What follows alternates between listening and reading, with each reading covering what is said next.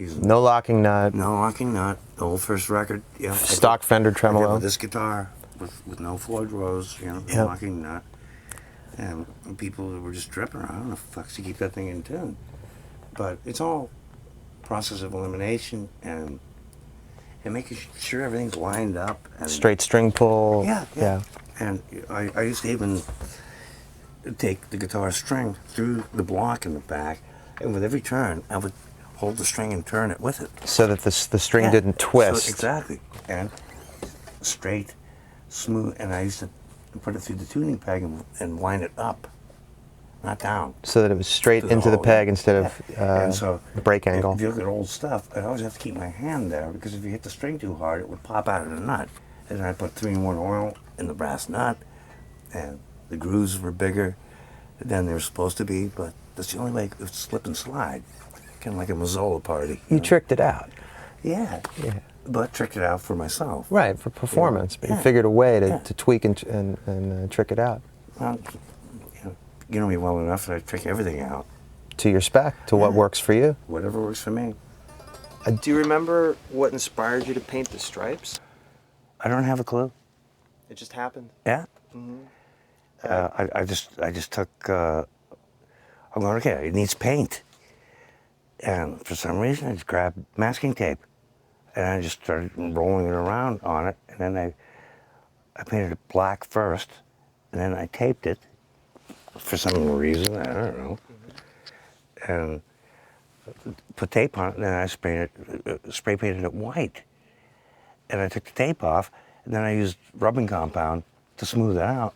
I'm going, hey, it looks kind of neat. Yeah, it does. I mean, you can still kind of see it underneath the original, stuff that's on the first record. But it certainly wasn't a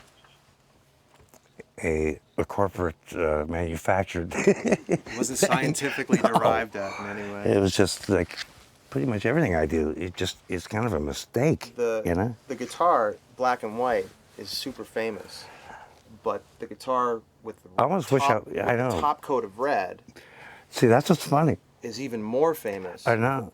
And every time I look at it, I go, God, I wish I would have left it black and white with the pickguard. But then again, this is more famous. It took on a life of its own. Yeah, it's beyond. Yeah. It's beyond it. It just took on a life of its own. How soon after the black and white coat? Because I'm pretty sure you did the first tour black and white with it black and white. Black and white, yes. Where did the red coat come into play? After Yellow and Black. The yellow and black strap. Oh, I hassled with that guitar forever, man. The yellow and black strap. The original Yellow and Black that we buried Dimebag with. Yeah. Yeah, because that was the real one. Oh yeah. Rest in peace, Dimebag. So that's when I went back to this guitar. Because it just sounded better, felt Yeah. better, did what you wanted it to do. And I said, okay, let me change it up a little bit, you know? So this is the original guitar. Let me grab a replica real quick. This is gonna blow your mind. It's something I've always wanted to do. This is the shit. You know what I mean? Do you love it? Yeah. Yeah. Oh, it feels better than the real baby. No kidding. That was my last question. So you just knocked it out. It really, and it sounds better. What were your first impressions when you first saw this guitar? Come on. It's like probably the first time in my life that somebody handed me something. Chip Ellis handed me a guitar that just freaking blew my mind. Yeah? It sounds better than the original. It feels better. And the cat just blew my fucking mind. So maybe people can look forward to seeing you play the Oh, replica yeah. in Come on, I even got the ashes and cigarette burns, you know? It's like, the cat's insane. My favorite part is how they all have a 1971 quarter. Yeah, I'm saying it's got the extra hole. Right. Because it used to be shifted over to put underneath here. And then I just filled another hole because I didn't need it anymore. But so this is going to be he nailed everything. Yeah, it's crazy. It is, it's crazy. And the writing on Look what I wrote. The writing on This it. is the shit.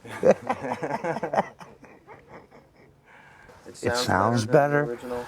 Oh man, it's just Chip. What'd you do to me? And you just love it. I do. Take 3. Most folks.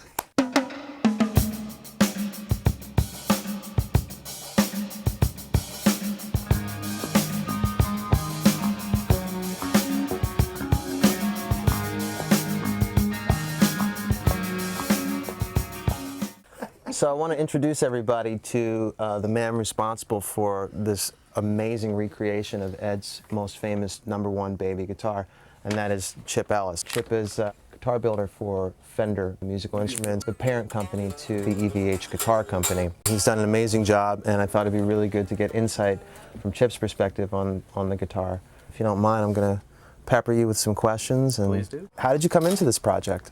Well, the project came down the pipeline, and I was the only one at Jackson and Charvel that had done any relic guitars, so I snatched it up before anybody else could get their hands on it and just did my thing. Yeah. Really got into it.